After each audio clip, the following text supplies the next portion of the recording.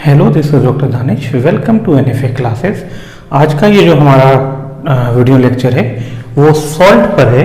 दरअसल हम एसिड और बेसिस पे वीडियो पोस्ट कर चुके हैं। एसिड और बेस पे किया है हमने, और एसिड जो है जो या एसिडिक जो आपके फूड हैं वो कैसे आपके दांतों को, कैसे आपके टूथ के इनेमल को डैमेज करते हैं या टूथ एरोजन के लिए रिस्पॉन्सिबल होते हैं। इस पे हमने दो अलग अलग वीडियोस बना के पोस्ट किए हैं। ठीक है, तो आज का ये जो वीडियो है ये सॉल्ट पर है। ठीक है, सॉल्ट के बारे में जो हम सबसे पहले अगर हम सॉल्ट की बात करते हैं तो सबसे पहले आपके दिमाग में एक बहुत कॉमन सॉल्ट की बात आपके दिमाग में आती होगी।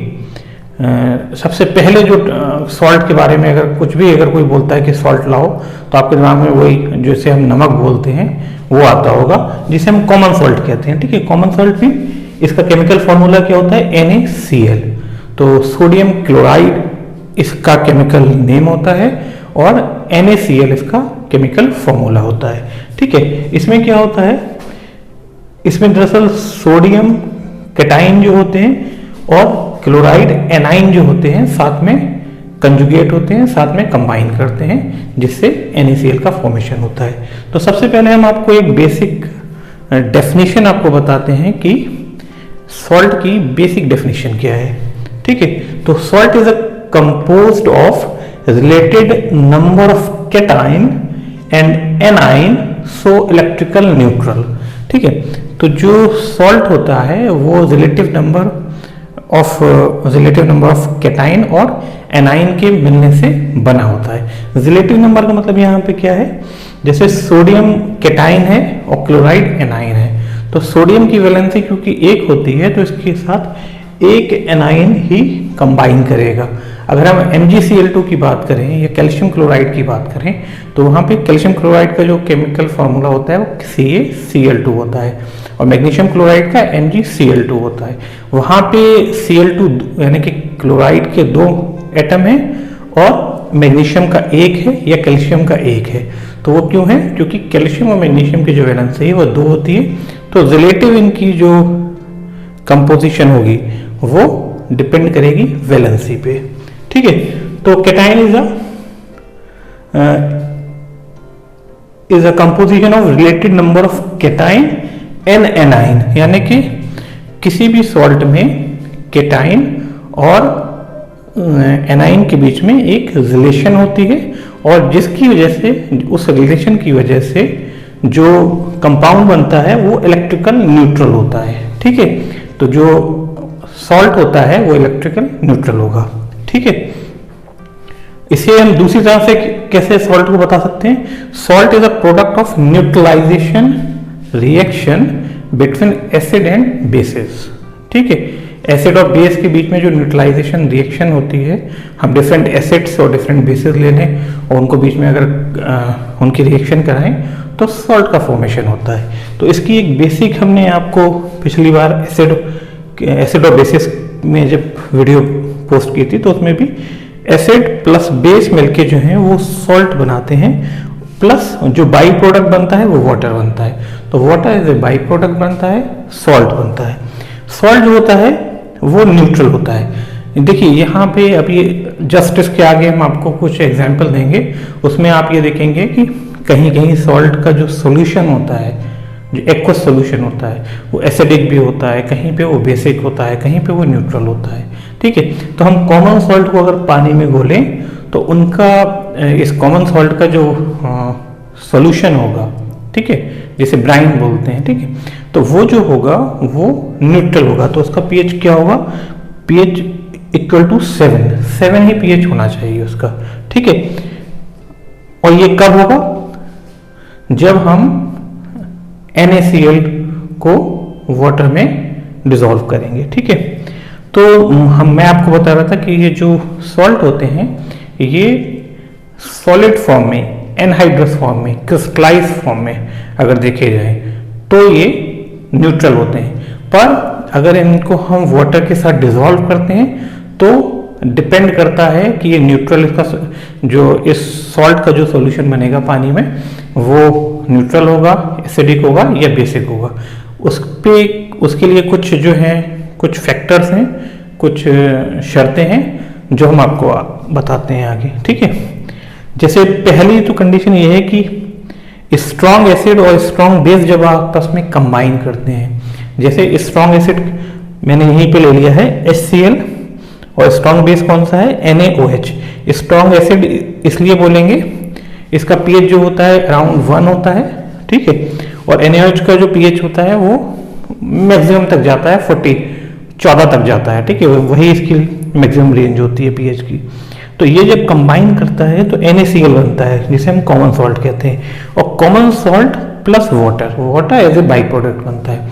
तो कॉमन सॉल्ट जो होता है ये एक न्यूट्रल सॉल्ट है, ठीक है, भले इसे पानी में भी आप इसे डिसॉल्व कर दें, पर एक कंडीशन और बनती है, अगर हम एक स्ट्रॉन्ग एसिड को एक वीक बेस के साथ, ठीक है, तो ये आप याद रखिएगा,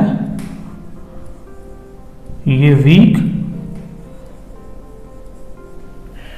बेस है NH4OH।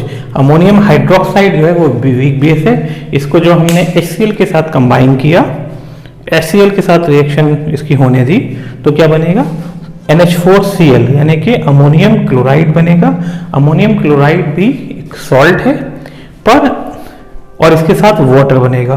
तो NH4Cl जब बनेगा, क्योंकि ये वाटर में होगा, तो वो जो सॉल्यूशन होगा जिसमें NH4Cl प्रेजेंट होगा वाटर के साथ, वो क्या कहलाएगा, वो कहलाएगा स्लाइटली एसिडिक। क्यों कहलाएगा, इसकी मैं आपको वजह बताता हूँ। NH4Cl जो यहाँ पे बना है, जो सॉल्ट बना है, दरअसल ये पानी में डिसॉल्व होकर अमोनियम आयन NH4 पॉजिटिव और chloride ion Cl negative aqueous solution में, यानी एक्वस भी लिखा हुआ है यहाँ पे, ये बनाता है। तो NH4OH जो होता है, जैसे अमोनियम आयन जैसे बोलते हैं, ठीक है, तो ये जो NH4 पॉजिटिव जो है, यानी कि अमोनियम आयन जो है, ये स्ट्रॉन्ग कंजुगेट एसिड है, ठीक है, किसका, of a weak base NH3। आपको मालूम होगा कि अमोनिया जो है वो एक वीक बेस है, तो इस वीक बेस के साथ जब कोई स्ट्रॉन्ग एसिड अपना प्रोटॉन जो डोनेट करके इसको देता है, तो ये NH3 की जगह NH4 पॉजिटिव यानी कि अमोनियम आयन में कन्वर्ट हो जाती है, और ये अमोनियम आयन जो है ये एक स्ट्रॉन्ग कंजुगेट एसिड कहलाता है, ठीक है। और स्ट्रॉन्ग कंजुगेट एसिड की प्रेजेंस होने की वजह से इस सॉल्यूशन में ये सॉल्यूशन जो है वो स्लाइटली एसिडिक होगा, ठीक है। अब आप कहेंगे ये कंजुगेट एसिड क्या है, दरअसल कंजुगेट एसिड उस बेस को बोलेंगे जब जिस बेस में एक हाइड्रोजन आयन या फिर एक प्रोटॉन आके जुड़ जाता है। जैसे अमोनिया के साथ जब आपको हाइड्रोजन आयन आके उससे कंबाइन करेगा तो NH4 पॉजिटिव बनेगा, तो ये NH4 पॉजिटिव जो होता है यही कहलाएगा कंजुगेट एसिड, यानी कि जब एसिड प्रोटॉन को डोनेट करके किसी बेस को दें और वो बेस जो है तब कंजुगेट बेस कहलाता है, ठीक है। तीसरी कंडीशन क्या रहती है, अगर हम वीक एसिड ले लें, क्योंकि आपको मालूम है विनेगर में एसिटिक एसिड पाया जाता है और एसिटिक एसिड एक वीक बेस है, इसको हम NaOH देखिए स्ट्रॉन्ग बेस था, इसके साथ जब कंबाइन करते हैं तो क्या बनेगा, एक सॉल्ट बनता है जिसे कहेंगे सोडियम एसीटेट प्लस वाटर। तो सोडियम एसीटेट जो होता है इसका नेचर या ये सॉल्यूशन फॉर्म में एक्वस इसका जो सॉल्यूशन होगा वो स्लाइटली बेसिक होगा।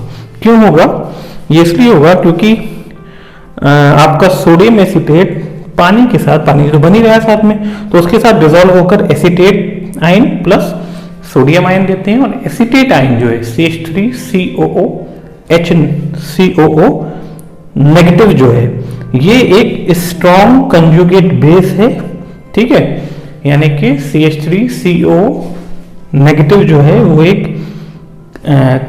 स्ट्रॉन्ग कंजुगेट बेस है किसका, एक वीक एसिड का, और वो वीक एसिड कौन सा है, एसिटिक एसिड, ठीक है। तो इसलिए जब एसिटिक सोडियम एसीटेट बनेगा, ठीक है, तो सोडियम एसीटेट के साथ वाटर भी होगा और वाटर में ये डिसॉल्व हो जाएगा, ठीक है, और वो जो सोल्यूशन होगा वो स्लाइटली बेसिक होगा। तो आज का ये जो क्लास था ये सिर्फ आपको यही समझाने के लिए था कि एसिड और बेस जब कंबाइन करते हैं तो सॉल्ट बनाते हैं, पर सॉल्ट डिपेंड करता है कि सॉल्ट का जो सॉल्यूशन है, ठीक है, वो आपका एसिडिक है, बेसिक है या न्यूट्रल है, ठीक है। अच्छा, तो एक बात आप और याद रखिएगा कि यहाँ पे जो एस सॉल्ट जैसे आपका NaCl है, ये तो न्यूट्रल था ही।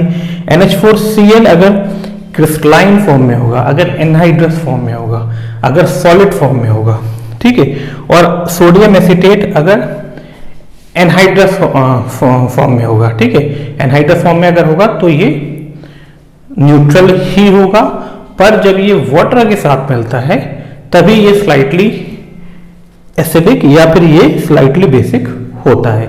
तो आपको बस यही समझाना था कि किन कंडीशन में कोई भी सॉल्ट आपका जो है वो न्यूट्रल होता है, कब वो बेसिक नेचर में होता है और कब वो एसिडिक नेचर में होता है। आज की क्लास में बस इतना ही।